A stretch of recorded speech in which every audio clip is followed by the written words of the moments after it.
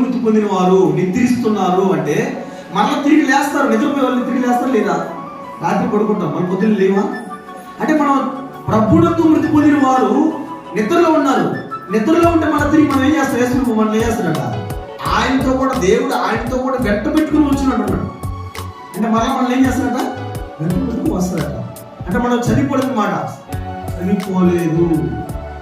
అంటే ఇక్కడ చనిపోవాల్సిన శరీరం, ఆత్మ.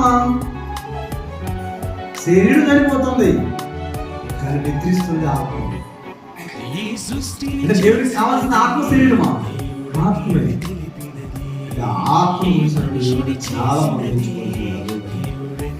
కాబట్టి అంటారు చూడండి, అదైతే వచ్చు. మేము ప్రభు మాటను బట్టి మీతో చెప్పుడు ఏమనగా, మేము ప్రభు మాటను బట్టి, మా మాట చెప్పడం ప్రభు మాటను బట్టి మేము చెప్పుదేమనగా, ప్రభు రాకడ వరకు సజీవము నిలిచి ఉన్న మనము నిద్రించిన వారి కంటే ముందుగా ఆయన సన్నిధి చేరము. అంటే నిద్రించిన వారు ఉన్నారు కొంతమంది. ఆల్రెడీ 7 మొదలుకొని నిద్రించిన వారు ఉన్నారు లేరా? ఉన్నారు. మన పితృల కాలం మొదలుకొని ధర్మశాస్త్ర కాలంలో కొన్ని వేల లక్షల కోట్ల మంది చచ్చిపోతున్నారు జనాభా, అవునా కదా?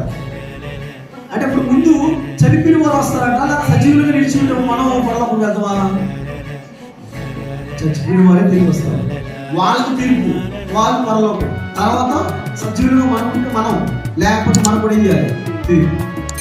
కాబట్టి ఇవన్నీ అంత్య తీర్పు అనంతరం మనల్ని పరలోకాన్ని నడిపించే బాధ్యత తీసుకుంది.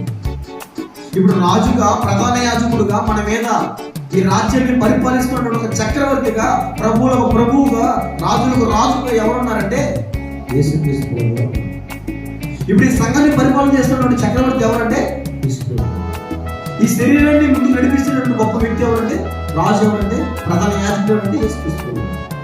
మరి ఎక్కడి నుంచి రాజ్య పరిపాలన చేస్తున్నారంటే ఈ భూ సంబంధిగా ఆలోచించకూడదు, పర సంబంధిగా మనం దాన్ని ఆలోచించకూడదు. కింద చూడండి, ఆర్భాటంతోను, ప్రధాన శబ్దంతోను, దేవుని బోరతోను పరలోకం నుండి ప్రభు దిగి వచ్చును. ప్రభు ఎలా వస్తాడట? ఆర్భాటంతో వస్తాడు. అంటే సైలెంట్కి రాడా? మరి అక్కడ దొంగ వచ్చినట్టు వస్తా అన్నాడు. ఇదేంటిది? అక్కడ దొంగ వచ్చినట్టు వస్తా అన్నాడు.